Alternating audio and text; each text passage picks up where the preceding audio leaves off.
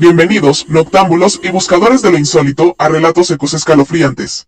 Esta noche, desempolvamos una historia que se ha contado en voz baja en los callejones de Pekín, una leyenda que mezcla realidad y superstición, la del autobús número 375. Preparen sus sentidos porque esta ruta los llevará a un destino inesperado. Pekín, finales del siglo XX.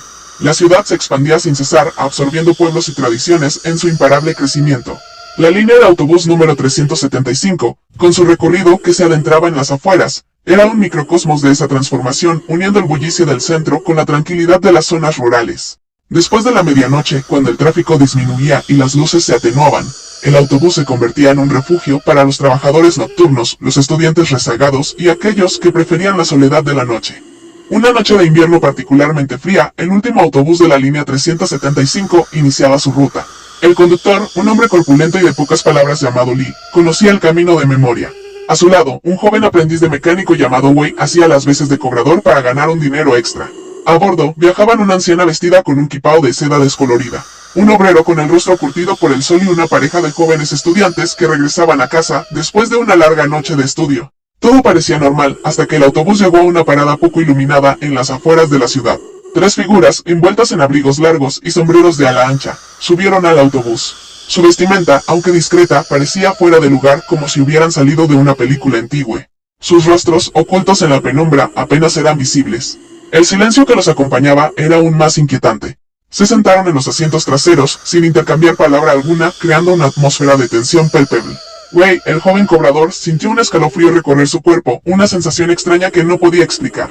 Poco después, la anciana se levantó de su asiento y, con voz temblorosa, acusó a Wei de haberle robado su amuleto de la suerte, una pequeña figurita de jade que llevaba consigo desde hacía años. Wei, sorprendido y ofendido, negó la acusación con vehemencia.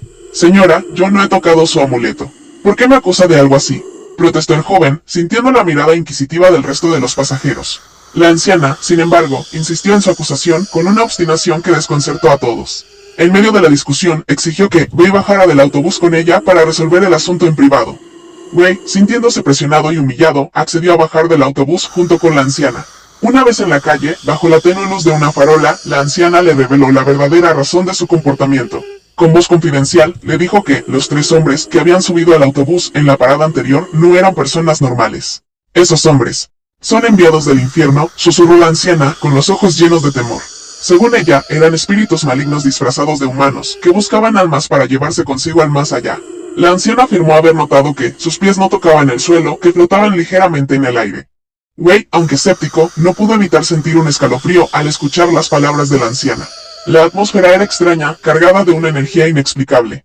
El silencio de la noche se había vuelto opresivo, interrumpido solo por el lejano ladrido de un perro.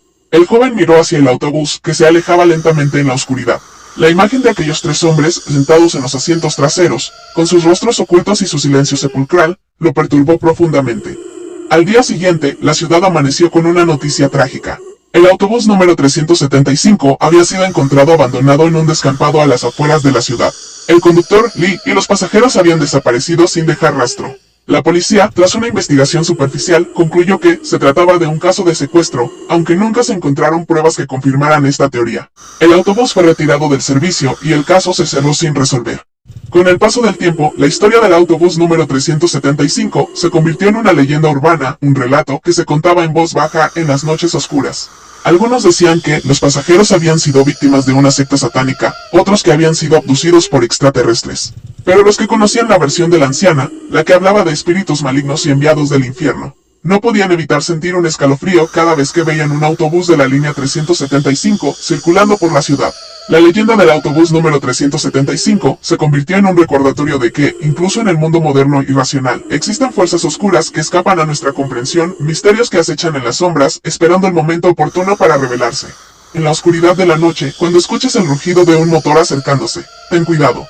Podría ser el autobús número 375, listo para llevarte a un viaje sin retorno. Esto fue Relatos Ecos Escalofriantes. Esperamos que hayan disfrutado de esta escalofriante historia. No olviden suscribirse, comentar, darle like y compartir este video con sus amigos. Y recuerden, a veces, los fantasmas viajan en autobús. ¿Estás listo para subir a bordo?